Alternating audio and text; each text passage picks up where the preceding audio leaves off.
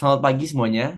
Hari ini saya akan mempresentasikan hasil penelitian saya yang berjudul Perjudian Digital dan Remaja, Analisis Isi Pesan Terselubung dalam Iklan Judi di Media Sosial. Next slide.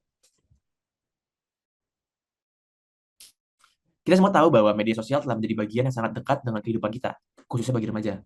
Platform seperti Instagram, YouTube, dan juga Facebook bukan hanya tempat untuk berinteraksi dan mencari hiburan, tetapi juga menjadi lahan strategis bagi penyebaran berbagai jenis konten digital, termasuk iklan.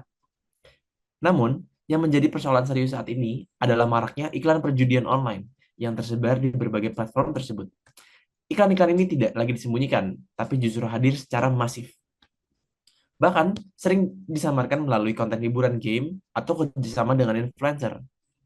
Dan untuk survei dari Sugiyarti tahun 2024, sebanyak 84% pengguna internet di Indonesia pernah melihat atau terpapar iklan judi online. Dan platform yang paling dominan adalah Instagram, disusul oleh YouTube dan juga Facebook.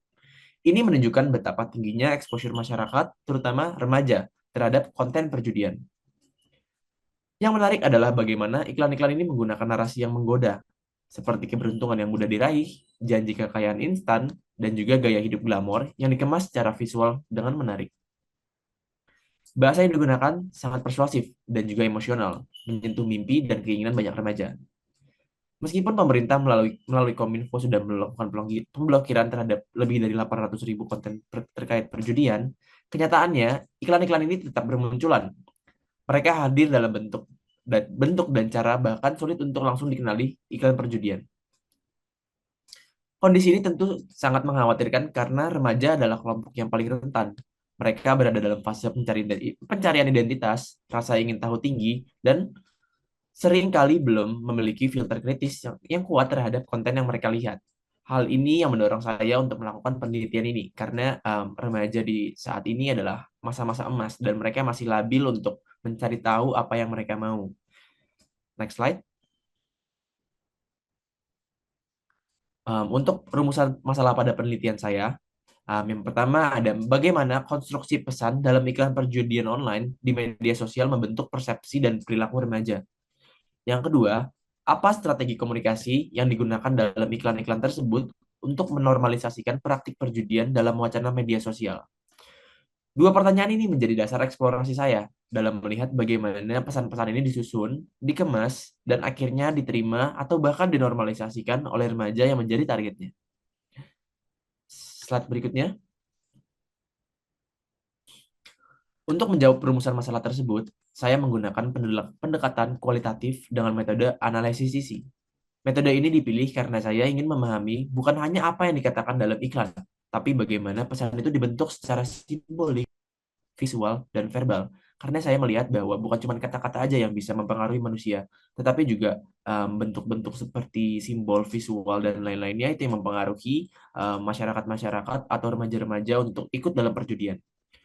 Fokus penelitian saya bukan pada seberapa banyak iklan muncul, tapi pada bagaimana makna dan narasi dibangun dalam iklan, dan bagaimana struktur bahasa serta elemen visualnya mempengaruhi cara remaja memahami perjudian.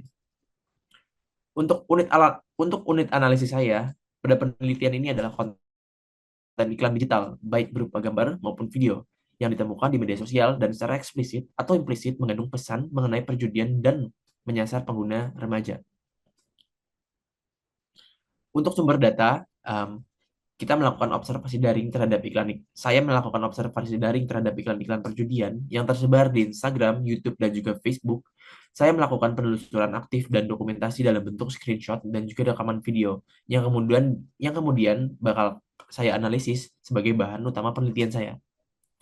Saya juga melengkapi data ini dengan studi pustaka, yaitu dengan membaca teori-teori yang relevan mengenai komunikasi persuasif, representasi media, dan perilaku remaja dalam dunia digital. Tujuannya adalah agar analisis saya memiliki landasan teori yang kuat. Untuk fokus analisis saya mempunyai 4 hal utama, yaitu elemen verbal, bagaimana penggunaan kata-kata, slogan, dan narasi disusun untuk mengunggah emosi yang membaca. Yang kedua ada elemen visual, itu ada yang menyangkut penggunaan warna, simbol, ekspresi wajah, dan tata letak gambar. Yang ketiga ada elemen simbolik, itu seperti penggunaan koin emas, angka hoki, atau ilustrasi jackpot. Yang keempat ada tema naratif, seperti narasi kekayaan instan, keberuntungan besar, atau bebas dari masalah finansial yang sering banyak digunakan oleh iklan-iklan tersebut. Setelah itu, saya akan menafsirkan makna tersembunyi di balik pesan-pesan tersebut dan mencoba menghubungkan dengan konteks psikologis remaja sebagai audiens utama. Tujuannya adalah untuk melihat bagaimana iklan-iklan ini membangun persepsi bahwa perjudian adalah aktivitas yang normal, menguntungkan, dan bahkan menyenangkan. Slide berikutnya untuk hasil yang diharapkan.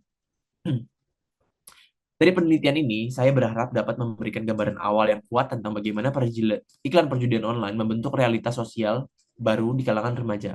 Melalui bahasa yang menggoda, visual yang glamor, dan simbol-simbol yang terlihat positif, iklan-iklan ini perlahan-lahan menanamkan ide bahwa berjudi bukanlah sesuatu yang berisiko, melainkan wajar dan layak dicoba.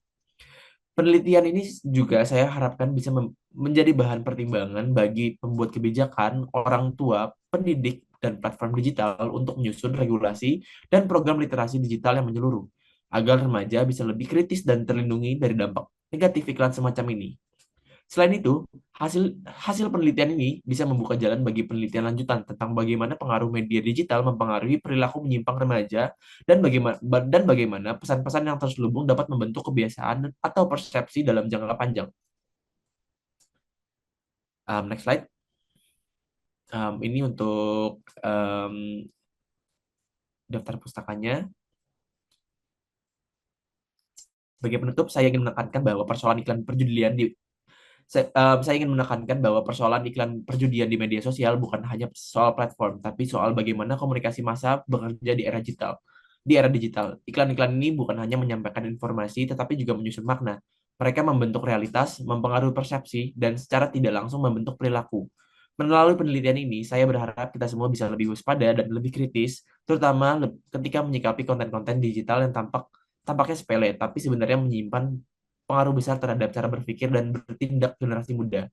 Terima kasih atas perhatian semuanya. Terima kasih.